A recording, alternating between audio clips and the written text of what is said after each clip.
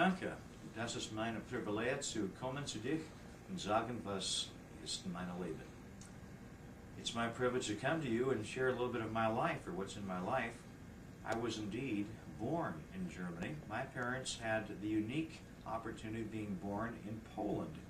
Just during the war years, they came to Germany in the middle of a flight away from Stalin coming in from the back door and into the open arms of Adolf Hitler in the front door.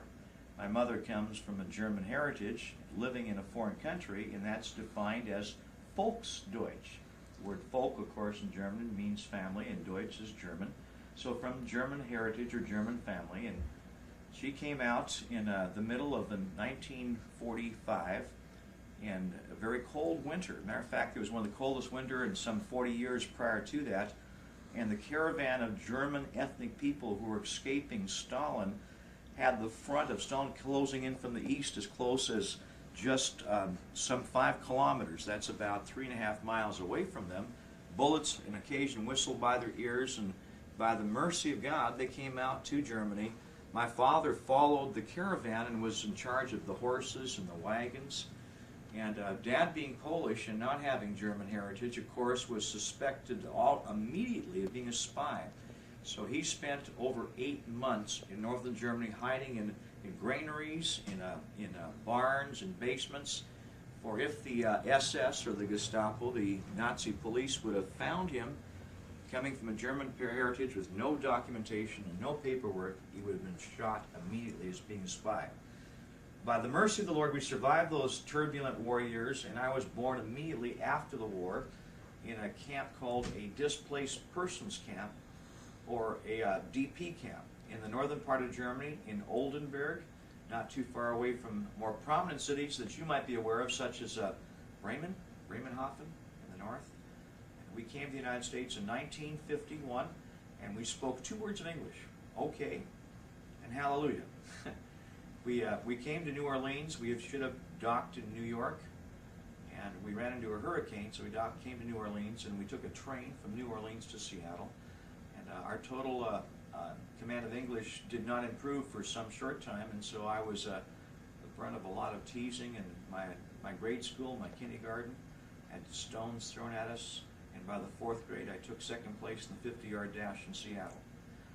Either outran them or something. We're thankful to be in America, and we've been here for some years. We returned back to Germany. We've gone back to Germany now in the last 26 years. We've gone back and forth at least 30 times. We've gone extensively throughout all of Germany with our affiliate mission groups in the north, as well as in central Germany, all the way down into Bavaria in the south. So we have 22 different Russian, German, ethnic Volksdeutsch groupings that we affiliate with throughout Germany. And perhaps you get some more questions there. Yes. You mentioned that you went back to Germany, and Yes. What is the cultural difference between Germany and America? It's a mixed feeling. When I returned back to Germany, there are some things that draw me, being German in heritage, and some things that I don't like. In Germany, sometimes is misconstrued by the American as being Autobahn, fast-paced, in the fast lane, everything extraordinarily industrial, extraordinarily high-tech, and that's partially true. But on the counterpart of that, so there's something in Germany that are quite old and quite quiet, quite slow. You find the pace of life, I think, outside of driving on the Autobahn, much slower in Germany. I find the telephone systems, for example, that are dated. You try speed dialing a number in Germany, and if you drive too fast, every time you dial it, you get a different person. So it's not like reach out and touch somebody. It's not like AT&T. The German people have a tendency to be very family-oriented. In the south, you have a predominantly Catholic population. In the north, you have a predominantly Lutheran population. And the dividing line is pretty much Frankfurt, which is the international airport. So there's a lot of variables. In the south, you have some topography with the Bavarian mountains. In central Germany, you have the Schwarzwald, the Black Forest. In the north, you have the beaches and the seaports. And so there's a lot of change. And each major city of Germany, I mean, we're talking 22 major cities in Germany, have their own language. They call it Plattdeutsch, or Low German. So my mother coming from the Hamburg area as a child, her parents, I should say, hailing from the Hamburg area, she speaks Hamburger Platt, and it's almost the equivalent of Dutch. In Frankfurt, they speak Frankfurter Platt, and in München, they speak Münchener, and it changes from city to city. So the German you're learning in school now, Hochdeutsch, book German, most Germans, of course, do that as a trade language, but there's, in their own homes, sometimes they would speak a Plattdeutsch or Low German. Okay. Now, what kind of entertainment did they have in Germany? Like, as far as theaters and music and parks? All the above. They have theaters, they've got parks. Their version of football, of course, we call it soccer. That is the national sport. Oh. And when Germany plays soccer and they make a score, I mean, you've just got to understand this, you just got to be on the street in Germany, walking down in a village or in a city, and when Germany scores and they're playing international tournaments, I mean, the whole city, hurrah, hurrah, just the whole city vibrates. They go fanatical, and unfortunately, because of that fanaticism, there's a lot of injuries in the stands, of people being hurt and the stands collapsing with exuberance. And there's some problems, but yeah, they have beautiful parks, they have lovely theaters. The movie theaters are bilingual. They have a German set of theaters, and then they have recent releases from the United States with English voice and German subtitles. Interesting. Okay. What were the holidays like in Germany? How did they celebrate them? Well, I think there's nobody on the earth that can celebrate a holiday like an American. Anything we do with gusto, and holidays are not the exception to that. I mean, I look at my calendar, and it seems like every time I want to talk to my bank, they're on holiday. But having said that, the Germans do have some holidays different than ours. But for the most part, we celebrate Weihnachtszeit, Christmas time like we're celebrating now. They have an Easter celebration. They don't have, of course, a President's Day like we have in February. They have Independence Day, and they have, and now of course that's rather mixed emotions because now they've absorbed East Germany. So which day do you highlight? Do you highlight the all German Independence Day, or do you focus on East German Day included in the calendar? How much of East Germany do you want to remember is basically where it's at.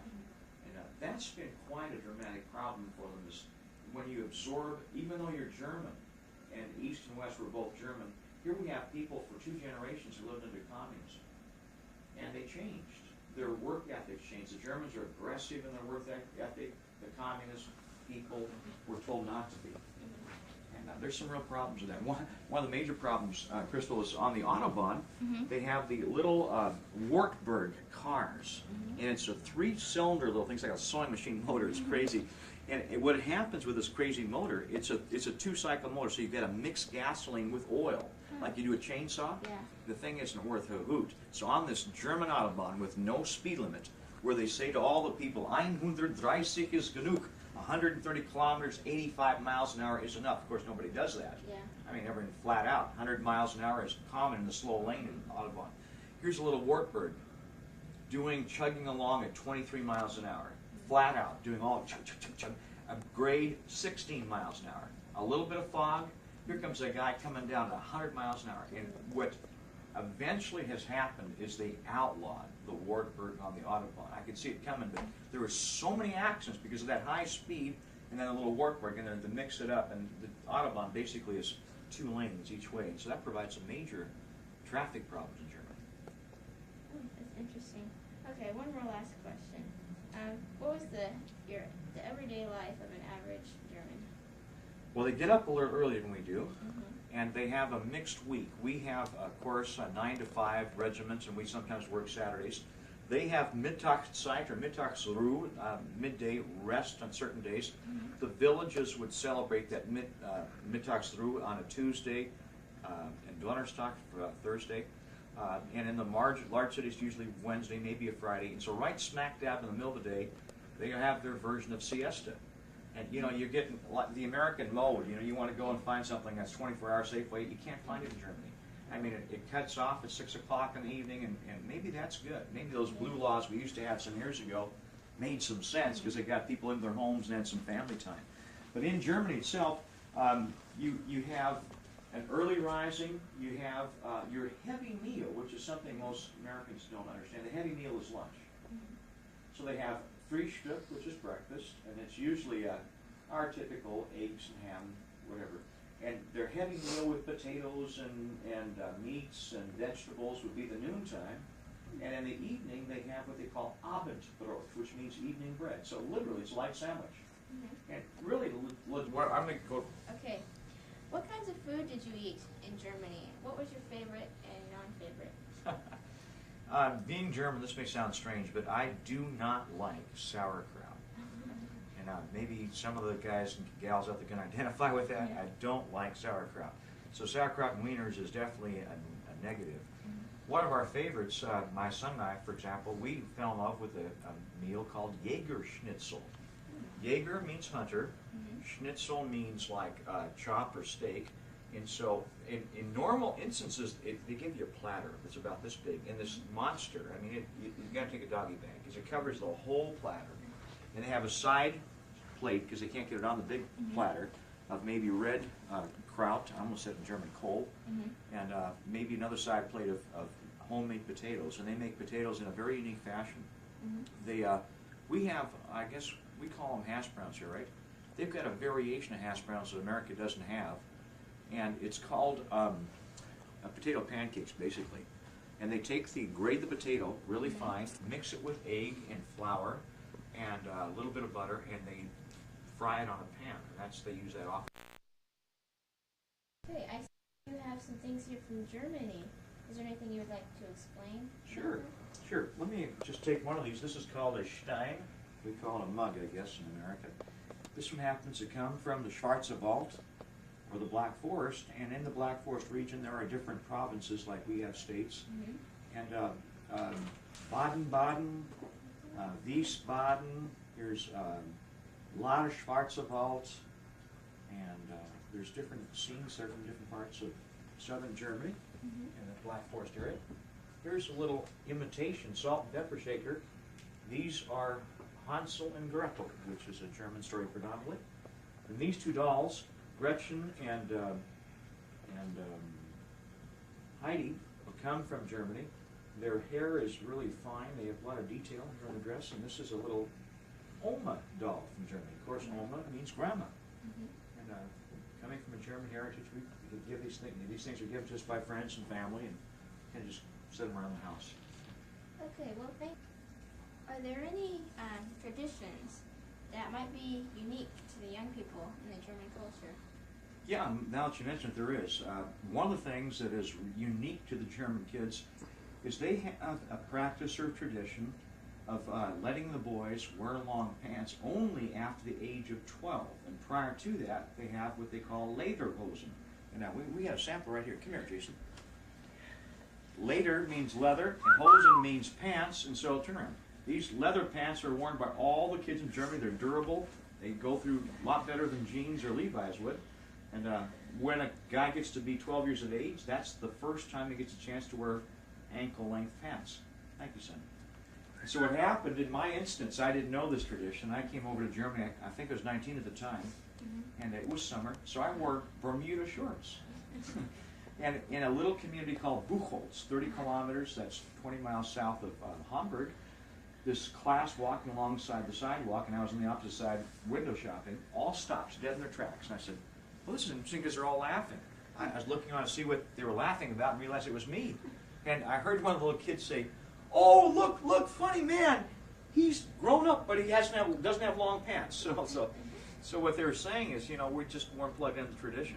But that's some of the unique features of kids growing up in Germany. That's really interesting. So now if we go to Germany, we'll know that Kyle should wear those pants. That's it. Okay, well, thanks for the interview, and it's really interesting. Thank you, I Crystal. hope you guys enjoyed it. Bye. Auf Wiedersehen und Tschüss.